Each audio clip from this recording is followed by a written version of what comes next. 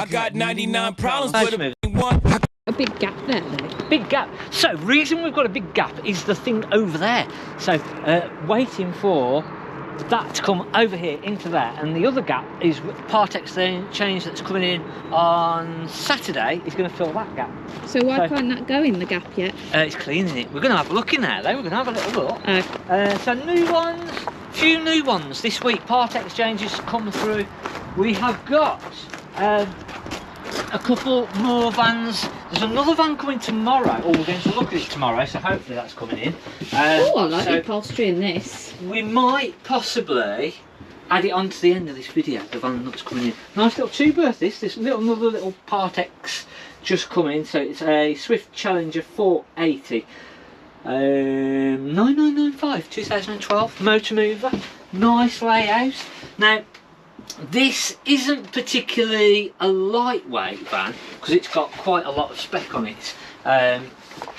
Good heating system with the blown air heating, good fridge. It's got the electric ring on there, so a nice two-berth van, but not super lightweight. Now, Hobby have just started to bring, well, not just started, but they've been bringing them over for a little bit. The Beachy, can you remember seeing the Beachy? Oh yeah, they've got a nice stand, haven't they, at so the caravan on show. Sunday's video, that's going to be part of Sunday's video, so we'll have a look at that, and we'll have a look at some other little lightweight ones. 1410 kilos maximum, so quite a heavy van for a two-berth.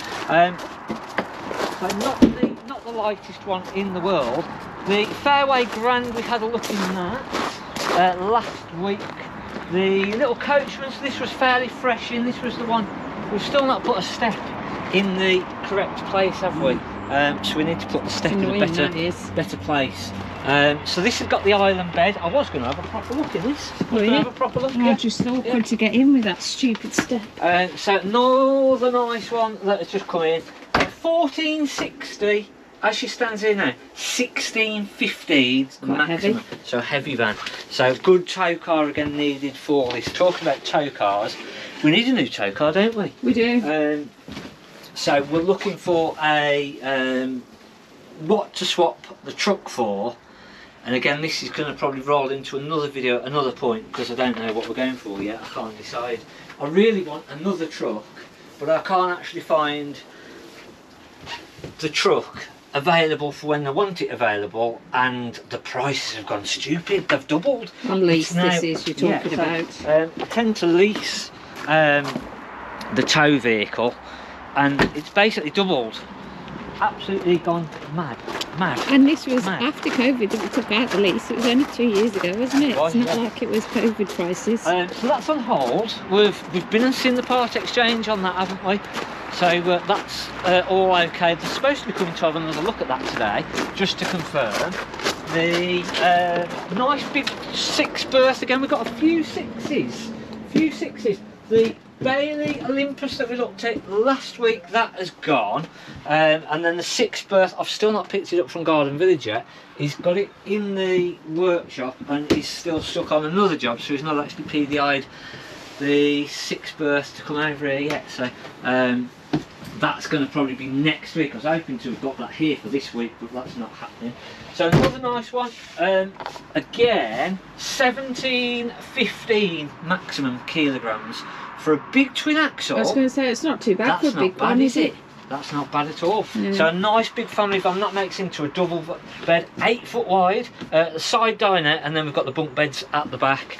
So, and then that nice washroom that you just saw as well. So a really good family layout and a good van too. Even if it was probably just 2 or 4 of you put on a site, and that makes into such a lovely sort of dining area. You can use that as 2 big single beds, and then your bunk beds at the back. So it's a great layout for a sighted van. yeah, isn't it? good layout. So no motor movers, but obviously if you're sighting it, you don't need any motor movers.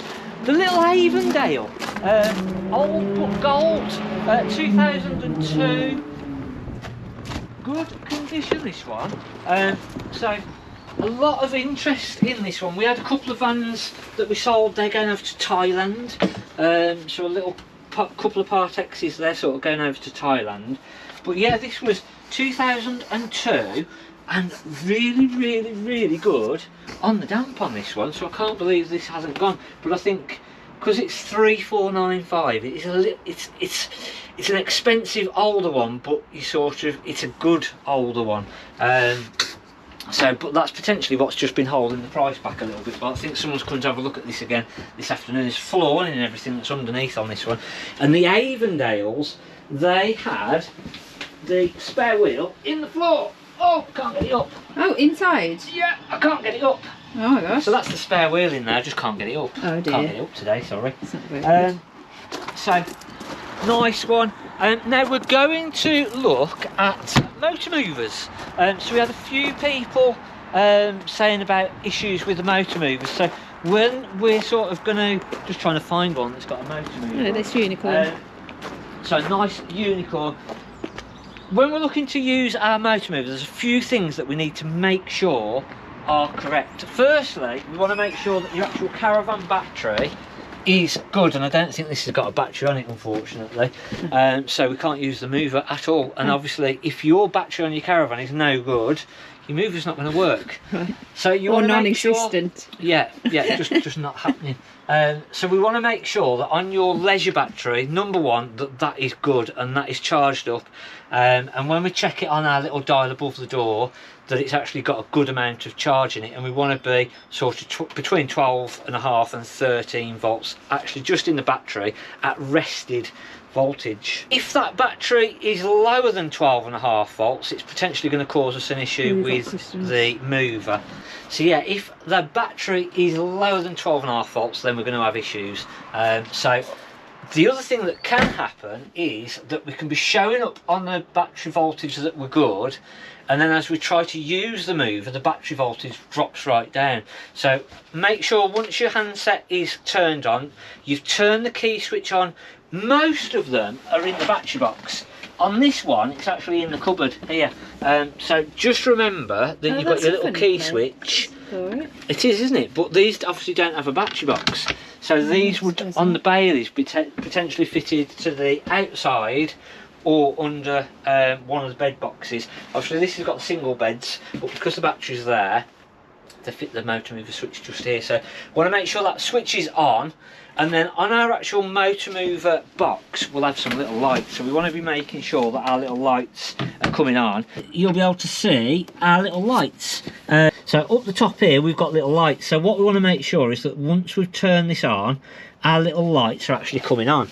It should be that we get a little green light on there, and we get a solid green light, and when we connect our controller to the box, we shouldn't have sort of flashing lights or red light flashing on and off. It should just literally be nice and solid and green. And what I like to do is, before we actually connect the movers to the wheels, is run the mover. So I'll run it forwards, I'll run it backwards, and I'll run it in all 4 directions. So you've got forward, left, forward, right, backwards, left, backwards, right, and I like to run them all in the directions that we're doing.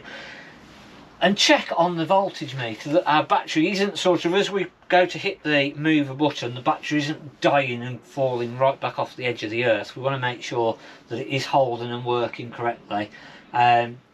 That then lets us know that the actual battery is good, and we can then connect it to the wheels, and off we go and we can work. So a few issues that cause problems with the Motormovers is that, number one, our leisure battery. Number two, batteries in the handset. So they're the 2 easiest ones to double check. If we're then putting our key switch on and we've got the lights on, making sure that the remote control is actually paired up to your Motormover control box. So when we put that on, that we sort of get our light come on, and then as we press the buttons, that we can see on the actual mover control box that it is sort of talking to each other. Again, normally I think the light will sort of flash on and off, but you'll see an indication to let you know that it's actually paired up. So and this is the same for any box, not just Power Touch? Yeah, pretty much all of them will work in a similar way. Some will have different coloured lights, and the way that they do it will be slightly differently, but generally that's how it's going to sort of do. If we're pressing it and just nothing whatsoever is happening between, you can't see anything on the control box, you've got the lights but nothing is happening, it's potentially that the remote control and your mover box itself has actually lost connection.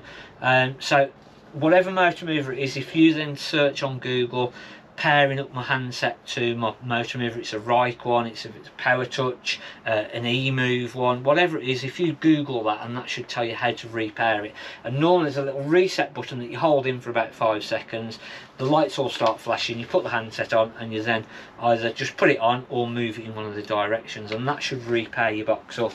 But that's the sort of typical things that can then go wrong.